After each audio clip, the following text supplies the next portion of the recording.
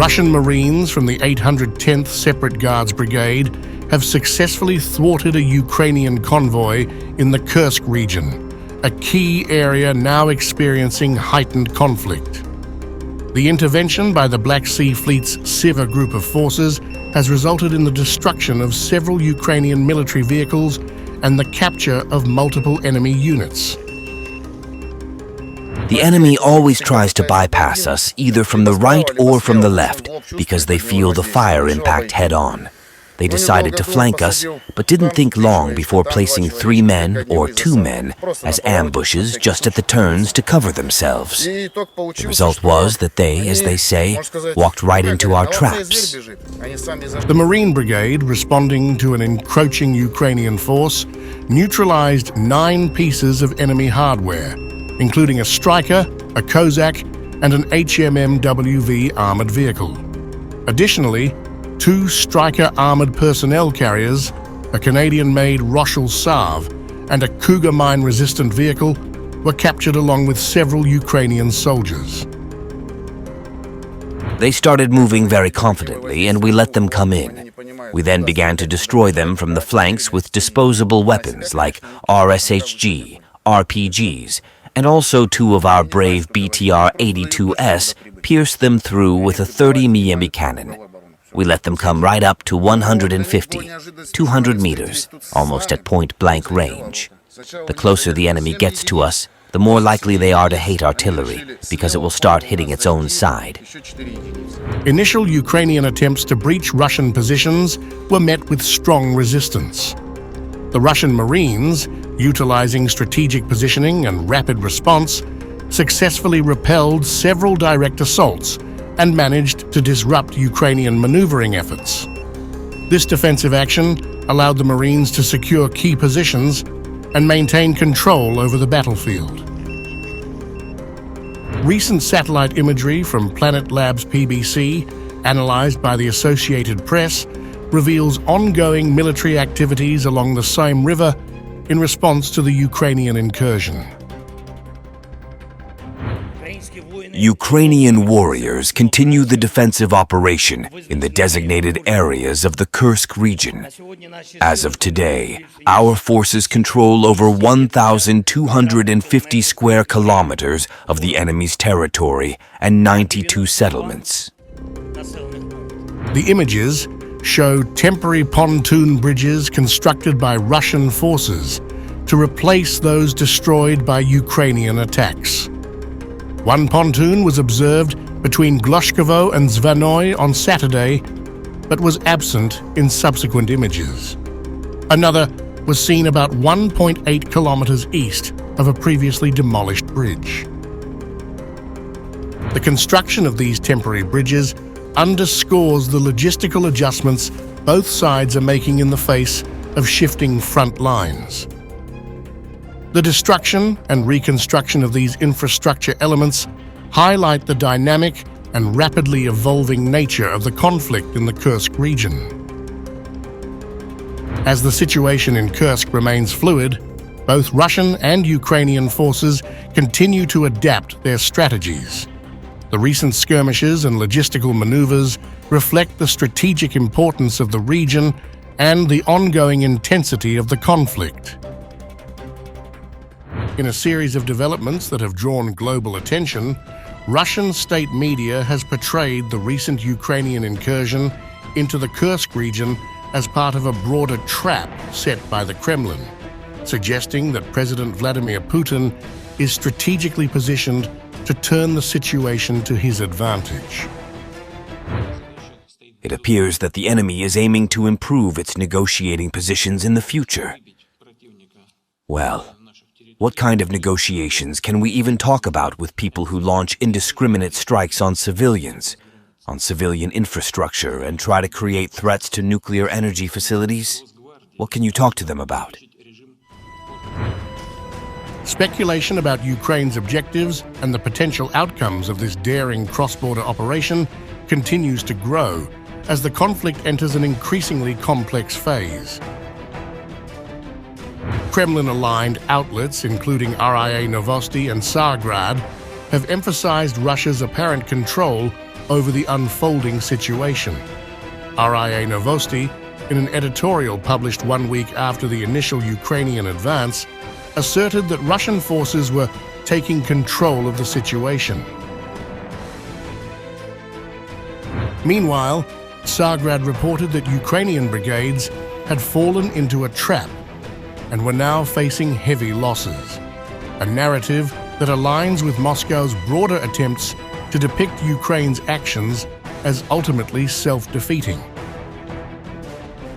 However, this portrayal contrasts with reports from the ground, including those from Russian military bloggers who have acknowledged Ukrainian gains. Ukrainian President Volodymyr Zelenskyy claimed that his forces had captured the town of Sudza, underscoring the effectiveness of Kyiv's offensive. The advance forces are continuing to take part in battles. There have been advances from 1 to 3 kilometers towards the enemy in some areas. Battles are ongoing along the entire front line. The situation as a whole is under control. Everything is going according to plan. Despite the successes reported by Ukraine, questions remain about the long-term objectives of the operation and the potential for Russia to exploit the situation. Some experts believe that Kyiv's push into the Kursk region, rather than focusing on solidifying its positions in eastern Ukraine's Donbas region, could expose its forces to a devastating counterattack from Moscow.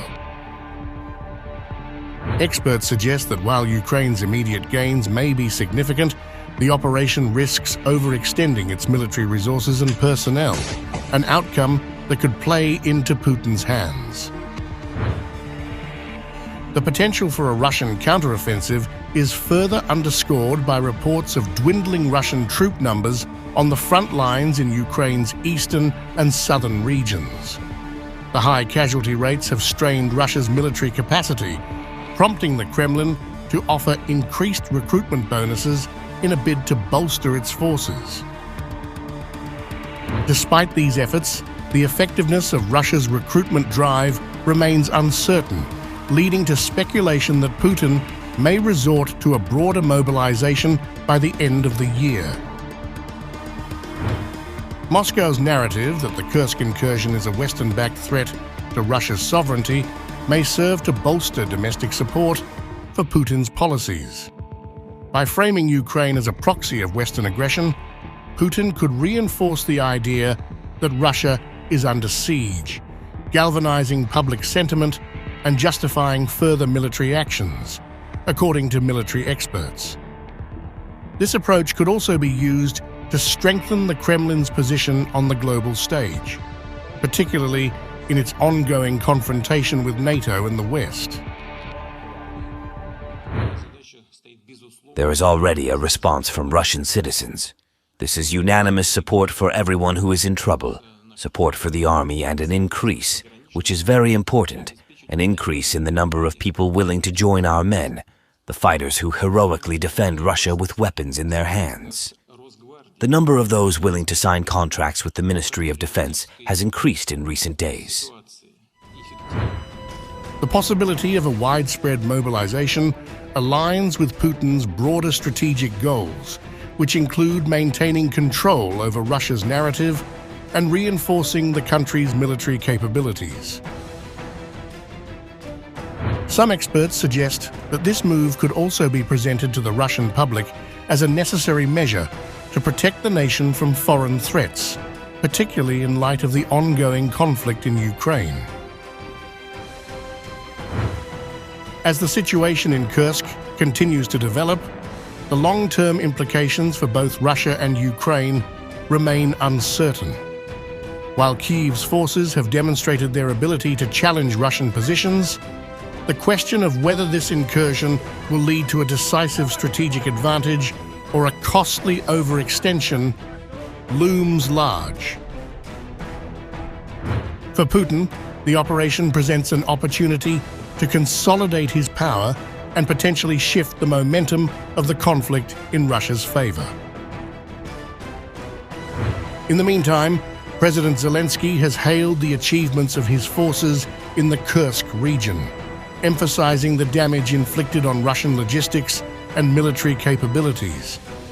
He has reiterated that the goal of the operation is to weaken Russia's ability to wage war by targeting key supply routes and reserves. There have already been several reports by Commander-in-Chief Syrsky about the frontline situation and our operation in the Kursk region. We see that the occupier is suffering losses, and this is helpful, very helpful for our defense. It is about destroying the logistics of the Russian army and draining their reserves. We must inflict maximum damage on all Russian positions, and we are doing that. I thank each of our warriors for their precision. I thank them for strength and for resilience. Commander-in-Chief Syrsky reported on our defensive steps in the Donbas, Pokrovsk and Toretsk directions, as well as our advance in the Kursk region. We are eliminating the Russian military presence in the area of our operations there and replenishing the exchange fund for our state. The coming weeks will likely determine whether the Ukrainian incursion into Kursk represents a turning point in the conflict or a temporary disruption that Russia can ultimately overcome.